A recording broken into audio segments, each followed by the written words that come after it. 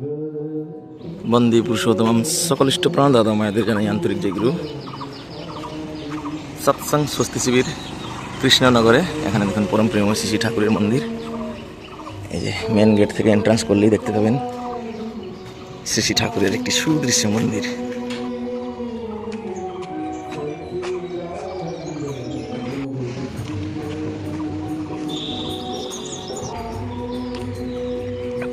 এই যে মন্দিরে এন্টার করলেই এখানে দেখতে পাবেন এই যে দু সাইডে ফুলের বাগান এবং বিভিন্ন সবজি চাষ হয়েছে।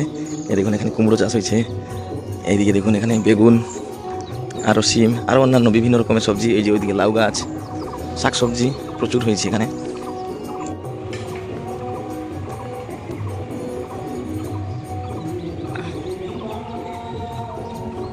দেখতে পাচ্ছেন মন্দিরের কি সুন্দর ভিউ।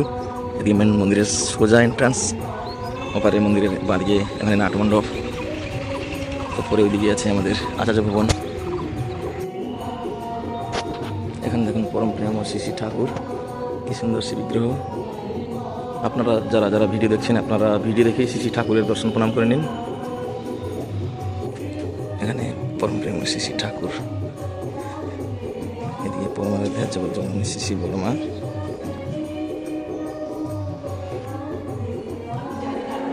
শ্রী পর্দা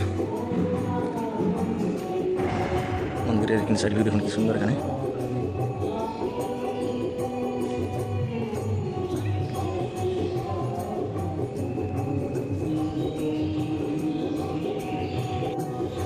এখানে নাটমণ্ডপে পরম পূজ্যপাদ শ্রী শ্রী আচার্যদেব, এখানে প্রার্থনার পর বাণী পাঠ হয়।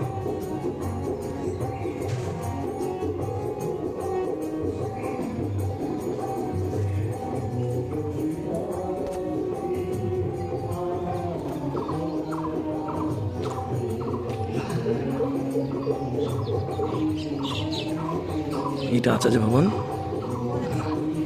আর ওই পারে গেস্ট হাউস। মন্দিরের ইনসাইডে দেখুন কত রকমারি ফুল ফুটেছে, দারুণ। আর আম গাছ মুকুল এসেছে কত। দেখুন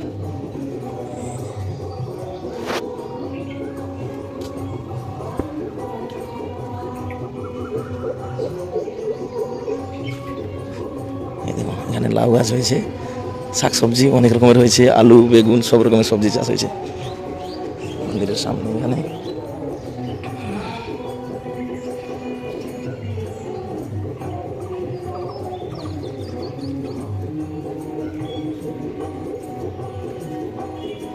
ওইদিকে যে গেস্ট হাউস, ওপারে ভান্ডারার ঘর।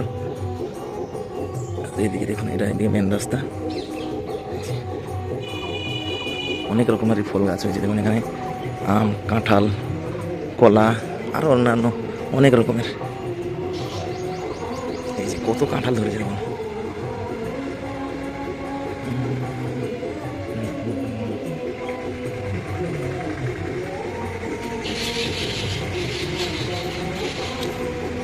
অনেক বড় গেস্ট হাউস আছে, এখানে থাকা খাবার সুন্দর সুব্যবস্থা আছে। যে স্বস্তি শিবির, এখানে কৃষ্ণনগরে কৃপালি, থানকুনি এগুলো সব তৈরিও হয়। অনেক বড় এরিয়া। এখানে দেখতে পাচ্ছেন এই যে মন্দির, তার পেছন সাইডে ওখানে নাটমণ্ডপ, ওইদিকে আচার্য ভবন। আর এদিকে দেখুন গেস্ট হাউস, ওই পারে পিছনে ভান্ডারার ঘর, এখানে অফিস ঘর। এটা যে মেন গেট এন্ট্রান্স। দেখতে পাচ্ছেন কি সুন্দর প্রাকৃতিক সৌন্দর্যে পরিপূর্ণ এই মন্দির। সৎসং স্বস্তি শিবির, নদিয়া জেলার কৃষ্ণনগর। আপনারা যে যেখানে আছেন দূর দূরান্তে, আপনারা ভিডিও দেখে আনন্দ উপভোগ করুন। ওইদিকে হচ্ছে এন্ট্রান্স, মেন গেট। এই এন্ট্রান্স করলেই এখানে এই যে মন্দিরের ভিউ। এদিকে শ্রী শ্রী ঠাকুরের মন্দির, তারপরে ওখানে নাটমণ্ডপ আছে, এখানে আচার্য ভবন।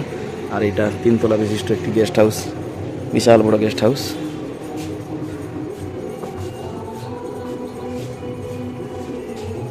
ওইদিকে ভান্ডারার প্রসাদের ঘর, ওইদিকে যে ত্রিপালি, মঞ্জিমা, স্বস্তিচূর্ণ, আরও থানকুনি এইসব তৈরি হয়। এদিকে ফ্যাক্টরি, এই কারখানাতে তৈরি হয়। আর এদিকে এসে এই অফিস ঘরে স্টক হয়, এখান থেকে সেল হয়।